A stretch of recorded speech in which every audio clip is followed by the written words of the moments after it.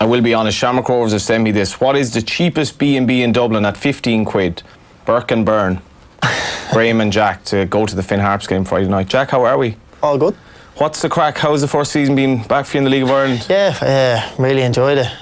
I think it always helps when the team is doing well. And, you know, we obviously got off to a great start, and we've seemed to have built on it from there. And myself personally, it took me a while to kind of get going. And were you unfit? Yeah, I was unfit. I didn't play a lot of football before I came. Obviously, everybody knows about, you know, obviously didn't play a lot at Kilmarnock. But last couple of weeks, I think the break done me the world of good. And, you know, since I've come back, I felt good, felt strong. And you can't be playing games. And when you get the games in your legs, you know, you obviously feel a lot better. What's it like being home? Just actually being around family. You mentioned off air, you know, if obviously got to the Aviva, you have 20,000 family there, never mind anyone else. But no, just be back in your old circle, I guess. Yeah, it's different, like, because I was actually listening to Keith Fatty talking yesterday. I think he did an interview with the Irish Football Fan TV, and he was saying, you know, how difficult it was when you're away. Sometimes, like, I know for myself when I was hearing him speaking, I kind of could relate to it. You know, it's hard when you're going back from training and you're in your digs and you're not comfortable with the surroundings. And I'm a very outgoing person myself, but it's still not your family, it's still not your friends that you've grown up with, that you probably went to school with. So you're always looking for stuff to do and fill time, and it's hard to enjoy the moment. And I think since I've been home, I've just tried to enjoy being in the now and enjoy being around my family. And because I was away since I was 14 years of age. People don't get their head around that. Yeah, like people think, you know, football, and I'm not saying I don't think that. I still think that, you know, if you lose a game on a Friday night, your head is all over the place and you're not a nice person to be around for a couple of hours. But it's different because if we lost a game on a Saturday in England, what do you do? You're sitting there on your own most of the time, and you find yourself overthinking situations and I should have done this, I should have done that. Whereas if now we can just walk out and, you know, go for a walk with, you know, me ma or, you know, my sisters and my sister and my brothers and all my friends are around. So it's nice to have that kind of get away, but and not, you know, go over the edge, over-analysing yourself all the time. So I think that's been probably good thing about being. Well, what's that environment like at City? Because you go in, and I'm sure you had friends in the City youth teams and stuff, but you're probably also rivals to each other as well. And there's probably people being dropped in, especially at a massive club like that. There's probably new lads nearly coming in every couple of weeks, all with the same goal, the same aim. And all top players. Like, you know, in my youth team, we had like Jason Denayer at Leon, Oliver Encham at Celtic, and you're not competing against just lads from Manchester, or, you know, if you're at Shamrock Rovers, most of our team is from Ireland, so you're not just competing against them. You're basically in an academy. It's like a world academy, you know. It's the best players from your age group around the world, and you don't have time to slip up, and you don't have time to take your foot off the pedal, and you can't really. You can enjoy it. It's great. It's a competitive environment, but at the same time, if you're out with a team and like the lad that's playing, the odds are he's not really going to have a stinker here and let you back in the team anyway soon. So you always have that pressure that you have to perform and you have to be the best that you can be. And sometimes even being the best you can be isn't good enough. That's hard to take. Yeah, and that's hard to take, like, you know. So yeah, it's but, you know, I feel for some of the kids, because sometimes you see the kids going away and, you know, they're back home without even getting a chance sometimes. Like, I do find interesting that you were in Holland, because I think a lot of Irish players wouldn't really be suited to going to England, but it's automatically they have to go to England. Yeah, well, I think, you know, England is, let's call a spade a spade. England is where the money's at, and you know, when clubs are looking to sign players, and it's hard for a young lad to you know, at maybe 18 years of age, go to Holland on a lot less money than he could probably get in the Championship in England. And it was okay for me at the time. I was obviously doing really well for Man City, doing well in the Youth Champions League, and what was that standard like? It was great. It was brilliant. But some of the like, we played against Schalke I actually scored in the game. It was 1-1. Where was that game? That was in the academy at City, in the new academy that they built in the new stadium. There was loads of fans there. It was a big game, and it was playing against Leroy Sané. Now Leroy Sané went out the week later, and scored against Real Madrid in the Bernabeu. So you're thinking, like, you know, he's got a chance here, and I didn't think I'd done too bad in the game as well. I scored, I thought I'd done well, and you see him the week later playing in the Bernabeu, scoring a goal, and you were thinking, oh, I wish that was me. I wish I could have got that chance. And then, oh behold, they go and sign him for 50 million the season later, and you know, we had some good players in our team, but he played really well in the game. He was a top young player around the country. They signed him for 50 million. MUFC _Kaffa, by the way. I'm not sure Pogba is any better than Jack Byrne, just in reference to Pogba. At times, he actually certainly isn't. But you want to get control of your image rights there and all that stuff. Yeah. Is there any regret, like around days like today, that you're not over there? Yeah, there's a regret that you know, you can always do things differently, and you can always, you know, I think if I had the chance again, not even if I had the chance again, if I could do some things differently back then, you know, I would have done things differently. Such as what? I remember Keith Fatty saying, you know, he was at Arsenal and he wasn't happy, and he was saying, you know, we wanted to move club, and he was saying, oh, well, I'm at Arsenal here and I want to go to Aston Villa. Why do I want to do that? And then he went to Aston Villa and he wasn't happy. It was kind of a bit the same for me. I was at Man City. I had 2 years left of my contract and I was rushing out the door for a permanent move to Wigan, when probably at the time, you know, did they actually really show me a plan that I was going to be going there and I was going to be able to show what I could do. The manager was under a lot of pressure when I was going there. Was it the right thing to do? Would I have done it now? No, because I'm in that experience that I know, you know, just wait and just take your time and another option might come up. Or, you know, and sometimes you just have to bite the bullet, and I could have, you know, probably should have went back out on loan to Holland, where my reputation was quite good at the time. And yeah, how did they take you over there? I just had this thing in my head at the time where, you know, I went to Blackburn on their own coil, and you know, people were saying, well, you know, he's a lovely footballer, but he can't play in England, and he couldn't play in the Championship for Blackburn, and they were struggling at that time. And I kind of wanted to tell everybody, no, I can show you I can play here, and felt as if I was trying to do, you know, maybe trying to fit in where I wasn't going to fit. Do you know what I mean? And try and prove to people, oh no, I can tackle, I can run, I can do this and I can do that. When I should have just been saying, well, I'll show you what I'm good at, and if that's good enough, well then, you know, that's great.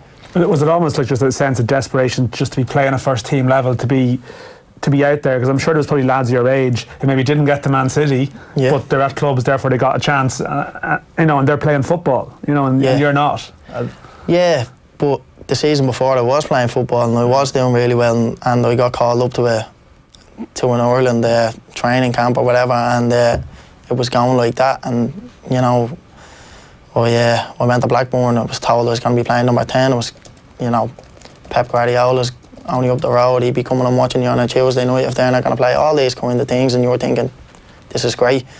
Go and play 50 games. I've got a year left on my deal then at Man City, and you know, who knows what can happen then. But you know, I probably took the step maybe too soon, or probably just wasn't the right one. And you know, if I had been told that it was a 4-4-2 that I was going into, I wasn't ready to play in that, and I would have. I knew I wasn't ready to play in a 4-4-2 in the Championship, so I probably would have, you know, took a backward step and said, no, look, that one's not for me. I'll go somewhere else. But then when you go somewhere and you don't play for 6 months, it's hard to go and tell everybody, look what I did 6 months ago. Yeah. You know, I'm still a good player, because you know, people are hitting form, and there's, you know, players doing well at that time that might be available, that are match fit and ready to go straight in and affect something. So you know, all these things come into it. What's this day like? Because you have been through deadline day, you have been through a couple of moves around deadline day. So, you know, when you've been in that situation, I mean, are you sitting looking at your phone waiting for your agent to call you? Are you in the car going somewhere? Like, what's it actually like at this time of the day? Maybe if you don't have something sorted, or what's the situation? It's horrible, because you know, every footballer just wants to play football. They want to be somewhere where they're loved, and they want to they want to be just out on the pitch, and sometimes you're looking for a move and money comes into it, and sometimes it can work in your favour where clubs are panicking and they need players in, and but other times you're the one panicking and you're the one saying to the club, right, well, I really want to go, can you make this happen? And it can swing the other way. They can say, well, we can only offer your club this, and you might have to take a cut here. Or you might have 2 hours. You might have a couple of hours to make a decision that could change your next 3 years. Yeah, you could be living in Dublin, and a team in England comes in for you, and you're thinking, I've got 5 hours here to make a decision whether I want to live in England for the next 3 years, and if it's right for me, because nobody has a crystal ball. You can't tell if a move's going to be right. You obviously have to back yourself when you get in the door to do well, but at the same time, it's a tough decision for any kid to make, or young adult who hasn't been through it, to make that decision to say, right, I've got 5 hours here that could impact the rest of my life here massively. Were you anywhere close to leaving the game at any stage? No, I love football.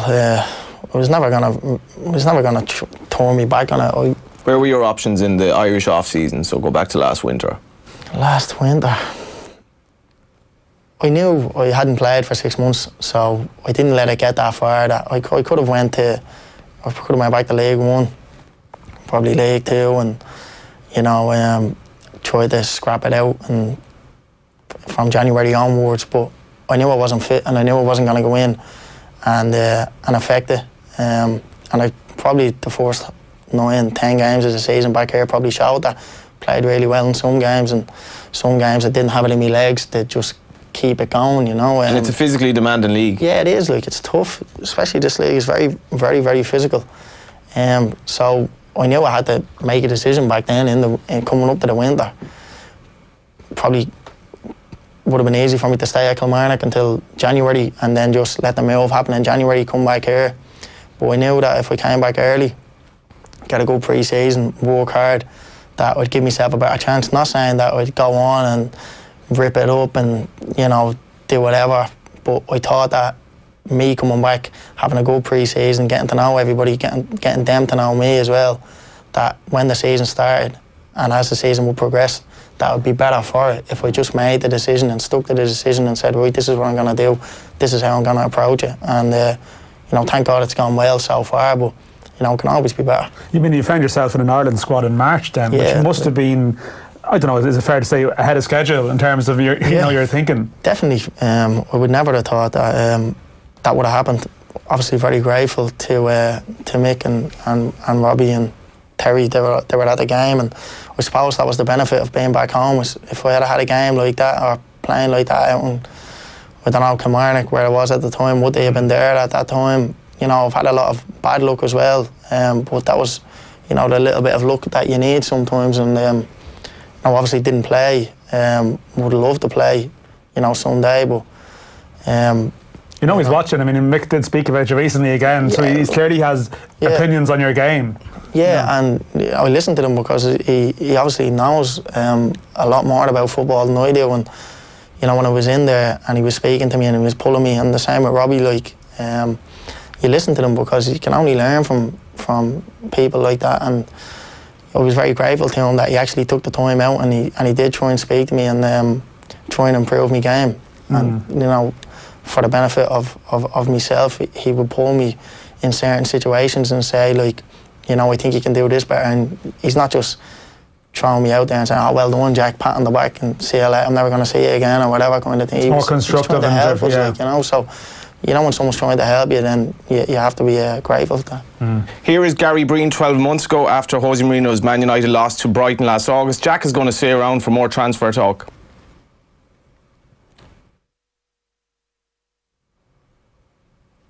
We have to go in a minute, actually. Sorry, lads. You can keep talking. Keep talking. Keep talking. Keep talking. But for people maybe who aren't aware of what Mick said, he wants you to play more as a number 10, right? He says we need someone in that position and to be affecting the game in that half of the pitch. Yeah, whatever way he sees that we can improve, myself and a team, then I obviously have to take that on board.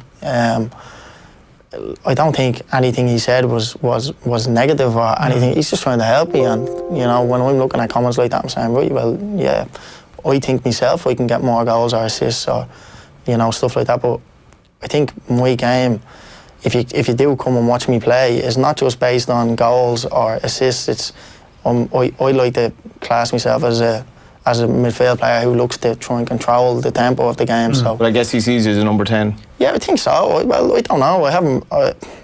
You would probably know more than me if I think he feels like he doesn't. I think it's more a case that he feels like he doesn't have a number 10 as well. I mean, it's sometimes it's fitting into a role where there's a gap, you know, in the team, and I think that maybe that I was there when he made his comments, and I got the impression it was more a case of, well, this is the area where we need a player. I mean, there's a lot of talk about Wes. It's not fair to throw out comparisons but it is true that it's an area where maybe Ireland aren't stacked with options. Absolutely. Yeah, which is fair enough. Like, you know, you're not going to tell somebody like that he's wrong. Do you know what I mean? He's obviously right. He's obviously looking at his team and saying what way he can improve. And I'm not saying it's going to be me, but if he's talking about a player coming into his team as a number 10, well then fair enough, you know. But does that influence your game then if you know he's watching you? Yes, you kind of want to play your own way, yet Mick wants to see he's the number 10 and you obviously want to play for Ireland. Yeah, I know, but I know Mick said as well that, you know, he's obviously not trying to tell Stephen Bradley how to pick the team. I think he was just talking about,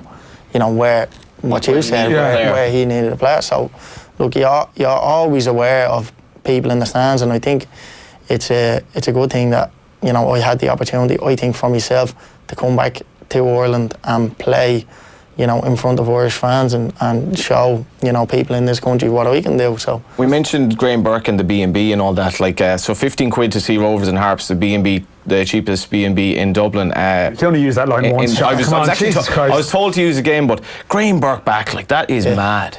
It's brilliant. Like, I don't think we expected it. I don't think we thought that Dale probably couldn't get done, because he's obviously a top player. He obviously would have had options over there. He's an Ireland international. He scored for Ireland, so it's great for us. It's great for, you know, lads in the dressing room, especially the young lads like Brandon Kavanagh and, you know, left-footed kind of number 10. A pretty good five-a-side team there between the three. Who'd be the other two? Probably wouldn't get a game. So no, it's great for us, and I know he's close to the manager, and I know the manager was very good to him, which he is with all of us. So you know, it's great to have him back, and I'm looking forward to playing with him. How good is he? He's very good, yeah, very good footballer. Hopefully he can get a few goals for us, but I think his all-round game is brilliant, so I think he can only add to us. So yeah, I'm looking forward to playing with him.